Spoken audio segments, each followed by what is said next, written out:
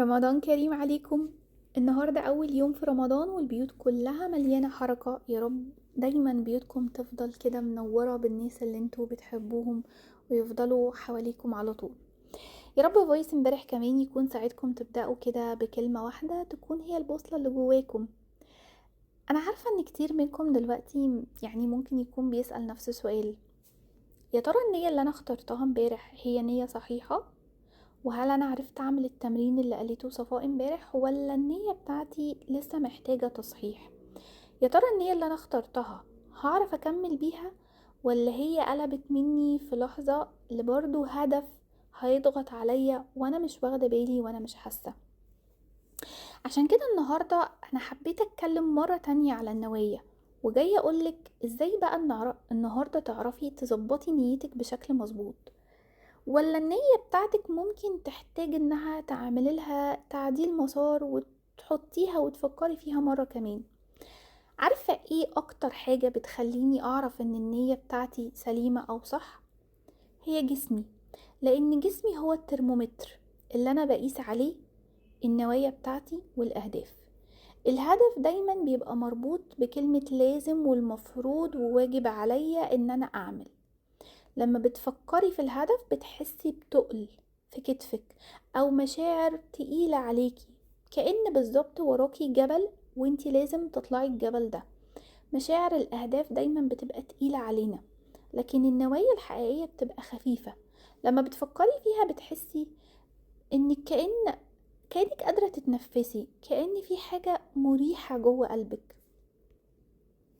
لو اخترنا مثلا نية اللطف، هتحسي ان الكلمة دي قد ايه بتطمنك مش بتخوفك.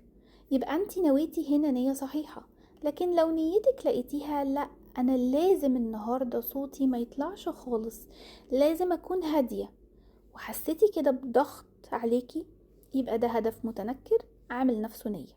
ومحتاجين نرجع تاني نراجع النية بتاعتنا ونحط نية اخف على جسمنا.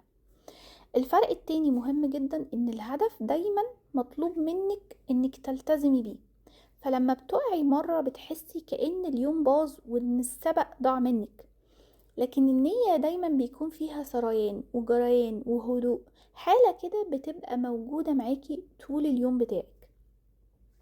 يعني لو نيتك مثلا انك تكوني حاضرة مع ربنا، وجيتي وقت الصلاة ابنك عيط وشلتيه وما بقيتيش عارفة انك تركزي، فعقلية الهدف انت كده فشلتي في الصلاة.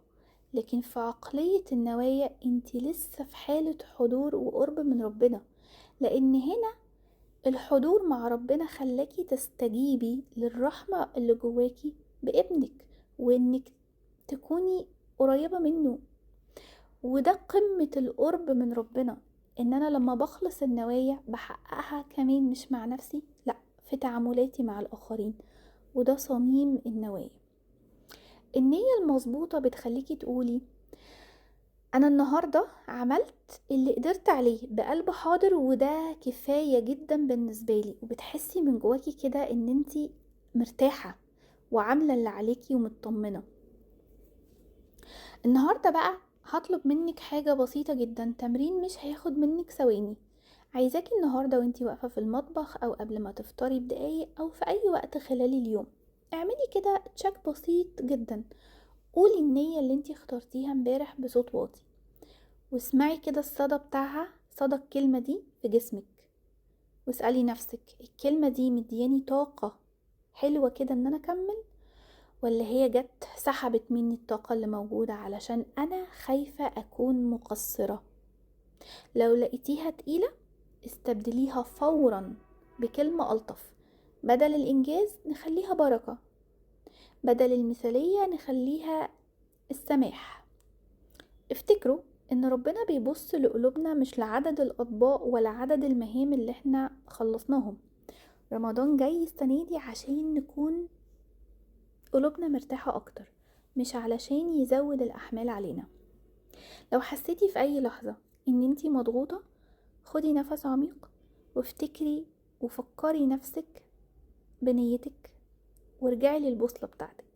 صوما مقبولا وافطارا شهيا. وبكرة ان شاء الله هنتكلم اكتر عن ايه هو اول عدو للنية دي، الانتقاد الذاتي. سلام.